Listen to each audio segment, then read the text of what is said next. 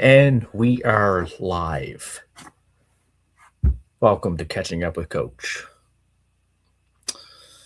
Ooh, the Raptors right now. They'd won 2 games in a row after their break, after losing to the Knicks in the semifinals of the NBA Cup or quarterfinals. They had a little bit of time off, which, is good for everybody. Not just players, coaches alike too. Coaches can use that time to reflect, reset, and try to implement, well, what did we do wrong during that stretch? Or what did we do right? And it looked promising when we played the Miami Heat. The offense was good. Defense was really good. Grady Dick in that game looked unbelievable. He's most active I've probably seen him on defense this year. And not to say Grady hasn't been playing or hasn't been as active, but he has been this year. But this was particularly active for Grady Dick this year.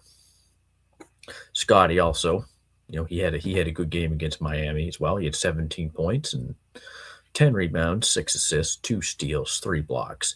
This more or less those similar numbers that he's been putting up this year.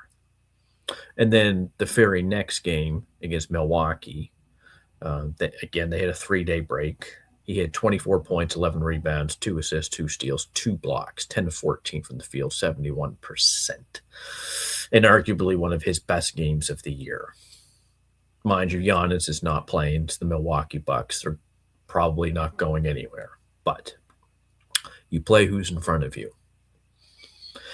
And the Raptors have gotten lucky with some of that stuff this year.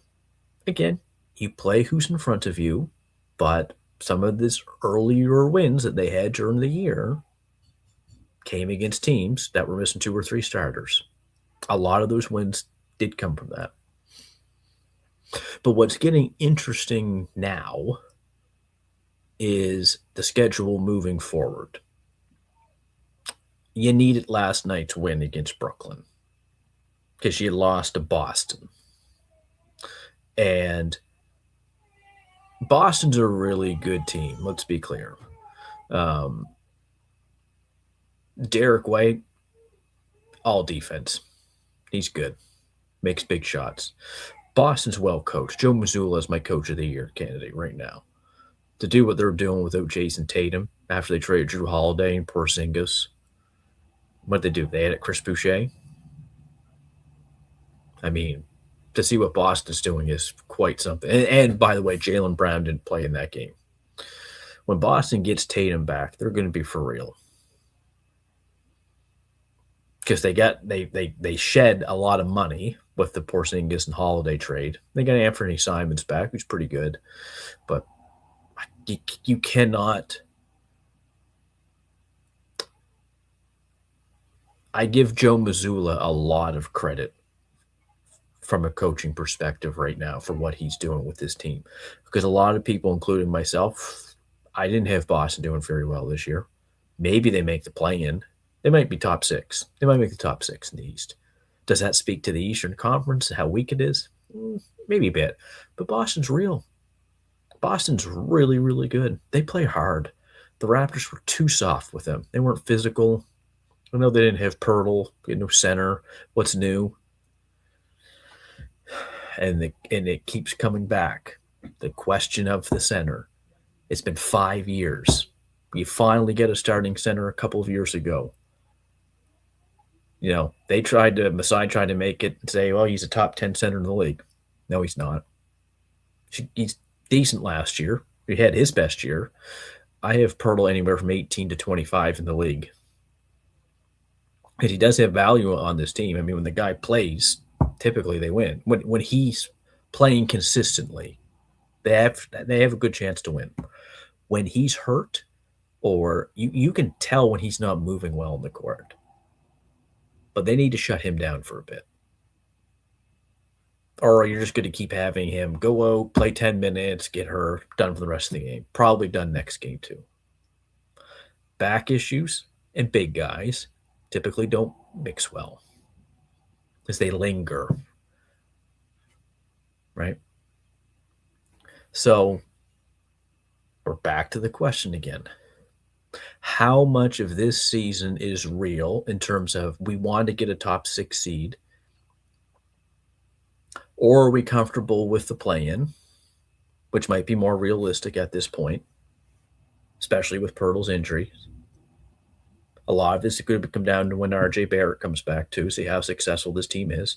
Because let's face it, the team, they were top 10 defense, top 10 offense when he was playing, and now they are 19th in offense. Their offense has struggled significantly without RJ Barrett. The defense has been okay. Defense hasn't been bad. I still think they are, if I am correct on this, I think they're still around 6th in the NBA in defense. Yeah, defensive rating, 6. Giving up 113 a game. And they're about midway the pack, 16th in three-point percentage at 36%, which is fine. You know, ideally you want to get that up to top 10, but I think they're fine where they're at right now. But the Pirtle question, as long as he's hurt, is going to linger. And we needed a backup big even when he was healthy. And now he's not healthy. And you're depending on 2 guys 6'8", 6'9" to be your centers. You don't want that. Especially with this schedule coming up. You're playing Denver. You're playing Philly. You're playing, who else do we have? We get the Miami Heat on Tuesday, so there's Bam and Khalil Ware again. You've got Golden State coming up. You got the Magic coming up. You got Denver, Atlanta.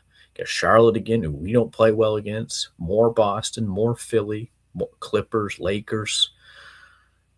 Going to have the Thunder on the 25th and the Knicks. The schedule is a gauntlet in January. This team, you will know where this team stands in January. I remember Hopeful last year. We were on Basketball Rewind. He said, you're going to know by January 1st. And he might even said before that, and he was correct. They probably want to make a decision then on the direction of the team. They're not going to make that direction of the team this early. I think they'll give it till the end of January. See if RJ comes back. See what Pirtle's like. See if you can acquire a second big, a legitimate big. It's no offense to Mamu. His archetype is a type of big, stretch big, but you need rim protection. You need a bigger body. You know, my coach once said, it's hard to move the big body. It's right. It's the same in basketball at any level, high school, college, or the NBA. You need a big who's going to be able to do some things up there. And we're just waiting. We don't know if these Anthony Davis rumors are true. I don't see it. He's not going to want to come here. He's not want to go play center. He's made it very clear everywhere he's gone, he does not want to play center. He would have to play center here, which means he'll probably get hurt. And to AD's credit, I see his point. He should be playing the 4. That's why a deal here makes no sense. Even a guy like Sabonis, who's now hurt another month. No. You don't have to make this big, massive trade. Tinker around the edges. Wait for RJ to come back. See if you can get Pirtle remotely healthy. See if you can get him a legitimate backup big man. If it's Nick Richards in Phoenix, who has been rumored, great. He's got 1 year left on his deal. I think he's at like $5 million. If it's Goga Batasi, could work. I don't know if Gafford works. I don't see that. I think he makes too much money. You'd have to give up multiple pieces. I think when you're tinkering around the edges, don't give up too much. Make it like a 1-for-1 or a 1 and a future second to get a big whatever. The Raptors going to do something soon before their season gets behind them quickly. I'm not sure where they are at right now in the standings. I think they are in 6th place from what I know. So they are right now, the Raptors right now are in 5th place. Sorry, they're tied for 5th. So they're tied with the Magic and Philadelphia, who they have to be playing in a couple of weeks. They are now in 4th place. The Boston's in 3rd place. Unbelievable. Then you got Miami and Cleveland and Atlanta and Chicago. Chicago's 3 games back of Toronto. They are the 10th seed. You see that schedule coming up? Toronto could be in the 10th seed. Looking at this, though, I don't see them falling behind 10, though. Milwaukee's the next one at 11 and 18. Now, the only way Milwaukee would go ahead of Toronto is if Giannis comes back and they start winning. I think Giannis will be traded. And Milwaukee should try to trade Giannis at this point and try to get some assets because you can get a ton of assets and rebuild on the fly. Just like the Pelicans did when they traded Anthony Davis a while back, when they got Lonzo with Zion and Ingram and picks forever. Right? It was a good deal at the time. And it was a deal that you thought was going to work out in the long term, but with Zion hurt and Lonzo hurt, it just never worked out. And then Ingram eventually got hurt. Milwaukee could do something like that, where they can really rebuild on the fly. So if I was Milwaukee, I'm looking to trade them. Get the best offer. Get young players, good contracts, picks. Especially the picks, because they don't get any. So that schedule is going to be tough for the Raptors. And on top of that, their franchise player in the last couple of games, he's not playing well. And against the Brooklyn Nets, he had 6 points. 6 points. That what you want from your franchise guy? I think Leo Rowton said it best. When you're the guy, you have to be more consistent. I'm paraphrasing a little bit, but he's right.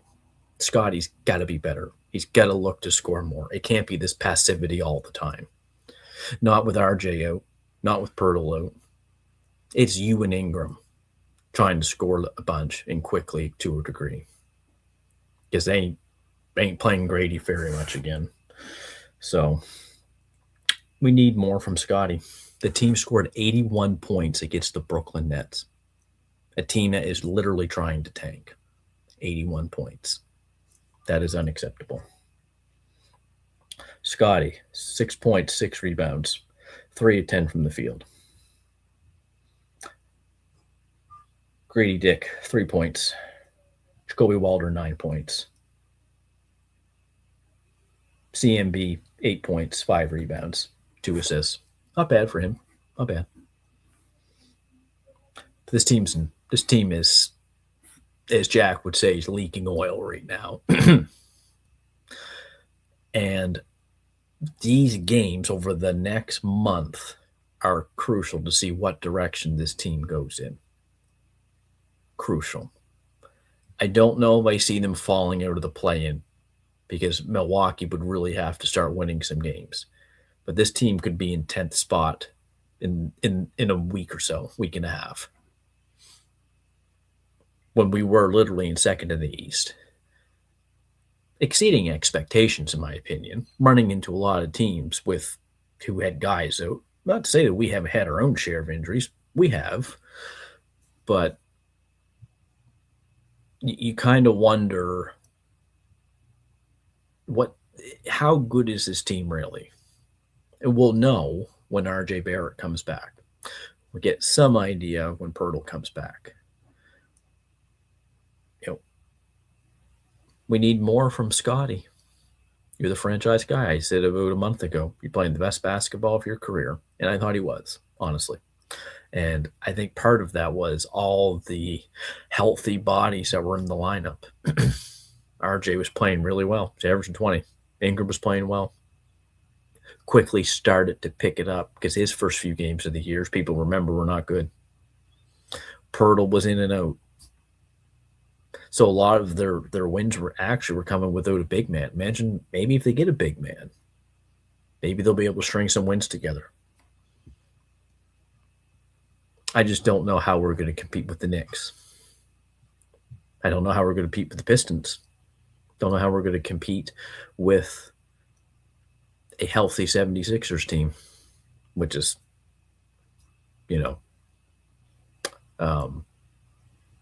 hard to say because we know they're probably not going to be healthy. But they are in 4th place now in the East. They're winning games. So we need more from Scotty. He's the franchise guy. You need to pick it up, period. Can't be so passive. We need more from we need a little bit more from the rest of the guys too. Quickly, Abaji, they keep starting Ochai. He don't playing like a starter. I don't get why they're playing him over Grady Dick right now, unless it's to trade him, which would make sense. You got to showcase the guy if you're going to trade him. Hopefully that's the case, and you get yourself a big man because you need it. You're too small, right? I'm just looking at some of the numbers last night. Michael Porter, 11 rebounds. Claxton, 7 rebounds. Noah Clowney, 9 rebounds. Do you want to know what was for us? Scotty led the team in rebounds with 6. No fight. No fight in this team. Be careful. Your season can go down the toilet real quick. And then you're going to be on Tankathon. And then we're going to be starting up draft talk probably at some point. The question is, was all that winning for real? Or was it like luck of the draw at that moment? That's what we need to find out. Is this team, if we get RJ back and a relatively healthy Pirtle, can we compete in the East?